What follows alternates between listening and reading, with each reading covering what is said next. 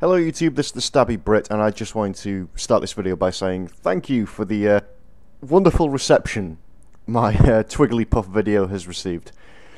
According to the metrics on my end at least, it's got well over 450 views now. It's pushing 500.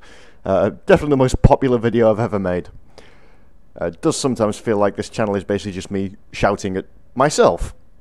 So it's nice to know that some people appear to be enjoying what I'm making.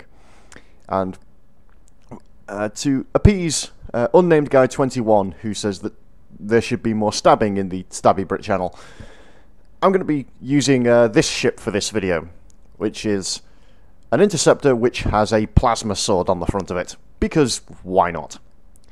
Okay, let's get to it.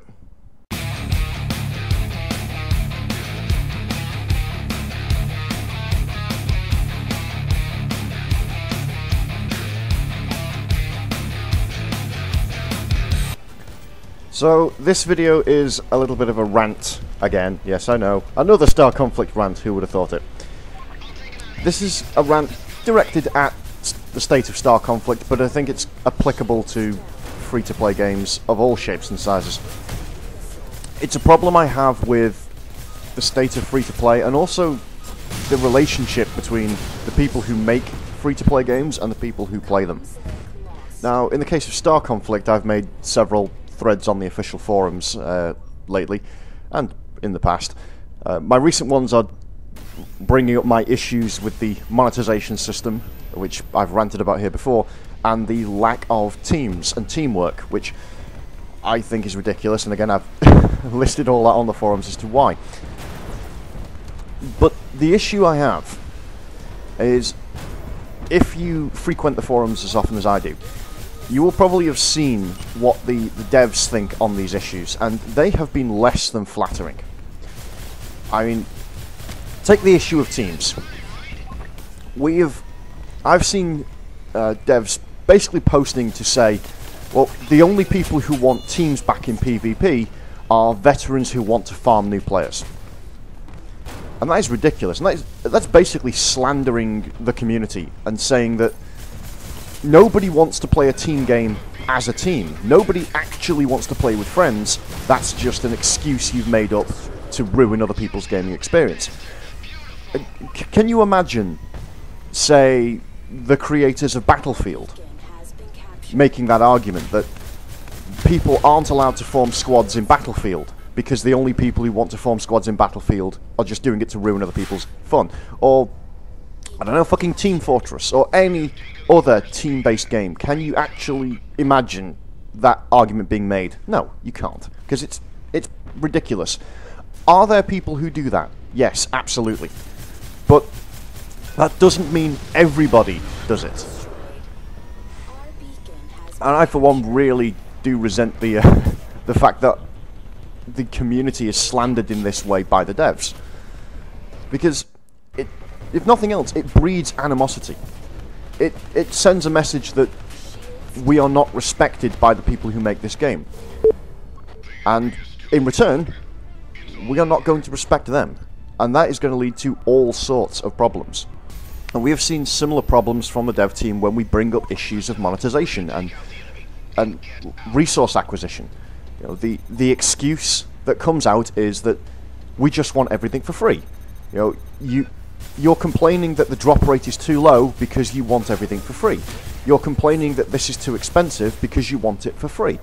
And no, that, once again, that is not a valid criticism. That is blatantly untrue, especially when you have people who are outright saying, look, I am willing to spend money, but I'm not willing to spend this much money. It needs to be less before I will invest in your game. Or this mechanic needs to change before I feel comfortable in investing in your game.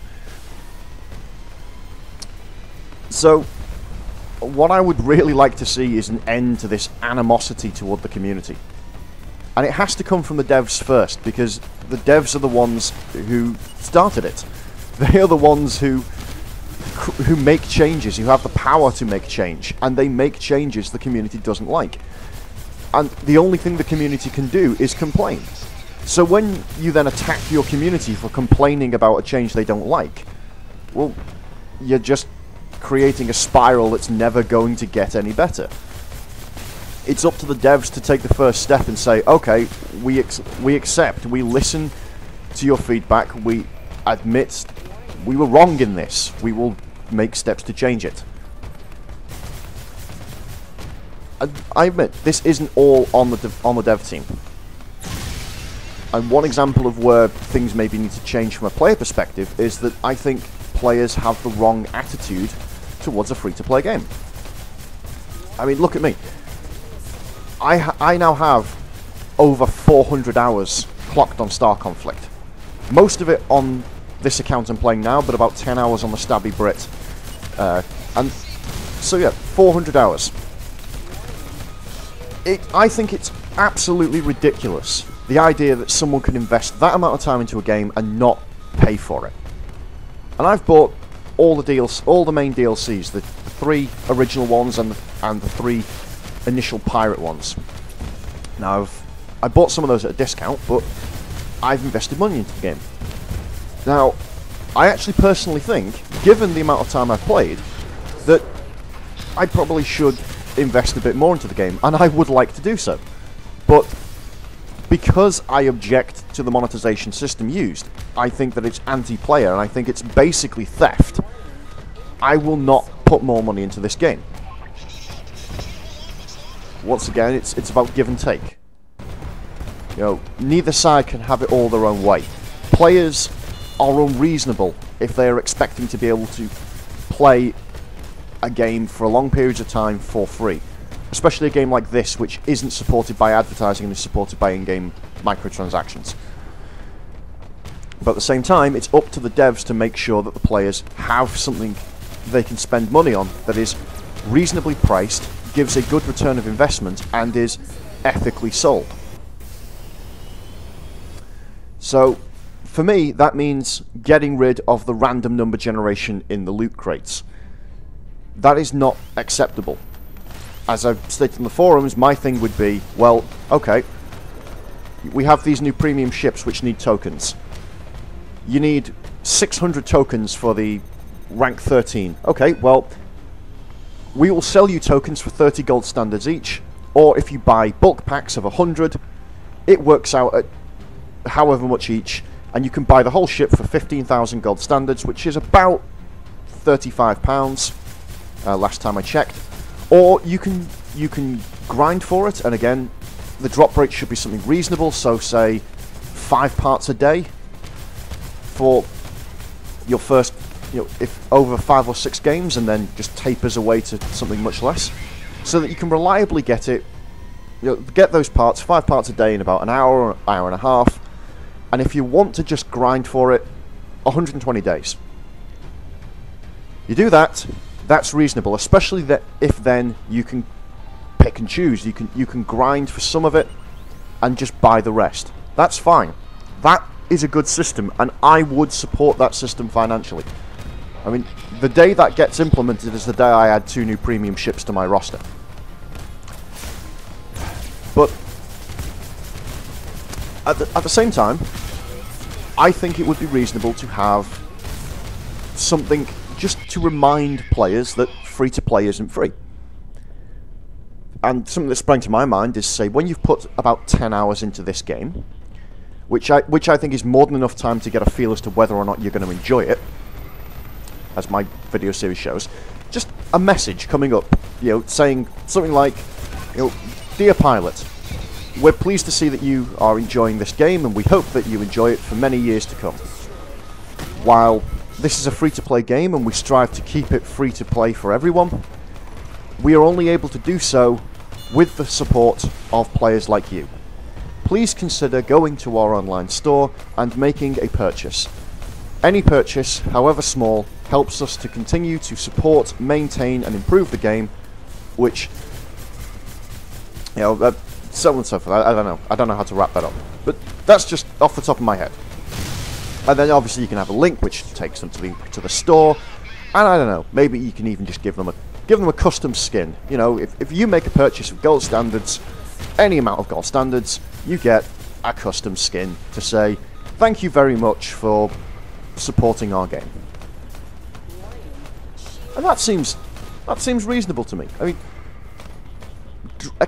asking somebody to drop £5 on a 10-hour gaming experience. Let's be honest, we've all dropped fucking 60 quid on a 4-hour first-person shooter campaign. It's not unreasonable. And I think the free-to-play community needs to be trained to think that way.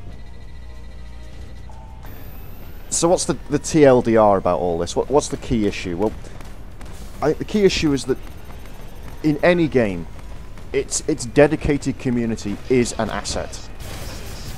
Games which develop a major following, or even just a cult following, they thrive on their dedicated players. And Star Conflict really does have some dedicated players. I mean, people like me who make videos, who either post gameplay footage or make parodies or music videos or recreate cutscenes. There's a group of people recreated the intro. It's fucking amazing, well worth a look. Or people like Koromak, who are posting suggestions day in, day out, and who clearly wants to make the game better. Or people like the Dark Red Fox, who is currently hosting an informal competition where he's giving away a free premium ship. Or JP Hack back in the day, who basically invented a bounty hunter minigame and ran it on the forums. Or the people who back in the day created and operated training corporations so new players could learn new skills. And that's the sort of thing we want to foster, and that's the sort of thing we want to bring back. Because one of the reasons we want to go back to the old days of the unrestricted squads and all the rest is not because we want to ruin people's experience, but because we want to make their experience better. Back in the day, Tier 3 was a nightmare, and this was when I started. This was during the open beta rather. I was never part of the closed beta. Tier 3 was a nightmare. It was brutally difficult, and the moment I got there, I basically went from being a really confident pilot to getting my arse kicked every single time. Now, according to the devs, I should have rage quit, because being exposed to masses of 4-man kill squads is what drives people away from the game. But I wasn't driven away. Instead, I approached these squads that are supposedly ruining the game, and I said, look, I want to learn how to play like you guys. And they took me on. They took me under their wing, and they taught me how to play this game. And I want to be able to do that for the next generation of players. And I'm not the only one. Because that is how the game thrives. When people come in, and they can become part of a community, and they can learn from other players, and they can be made to feel welcome by playing with friends, by making friends and joining corporations, and creating friendly rivalries. You know, some of the forum wars between various corp members. I don't know how other people interpret it, but I always took it in good fun. That's the sort of thing we want to bring back, and I don't think the devs understand it. I don't think they understand how important a community is to a game. I mean, games like Minecraft or Dark Souls, they wouldn't be successful without a dedicated fan base, and they wouldn't be successful without the creators being willing to give those fan bases the tools they need to grow and thrive. And that is the ultimate complaint, that we have had the tools taken away from us. And I want to finish on this clip, because this is an example of a game with no squads. This is purely solo play, and yet my team is clearly getting their arse handed to them. So taking away squads hasn't taken away the one-sided games. All it's done is taken away people's ability to look at a bad game and say, right, I need some backup. I'm gonna go get my friends. I'm gonna go get my corp mates. We're gonna form a squad, and we are gonna win next time. This is the sort of thing. This is all we're asking for. Just a little more consideration from the devs, and a little more support from the devs, And in turn, we, the veterans, will help you make this game better. Alright, I think that about does it. Let's wrap this up.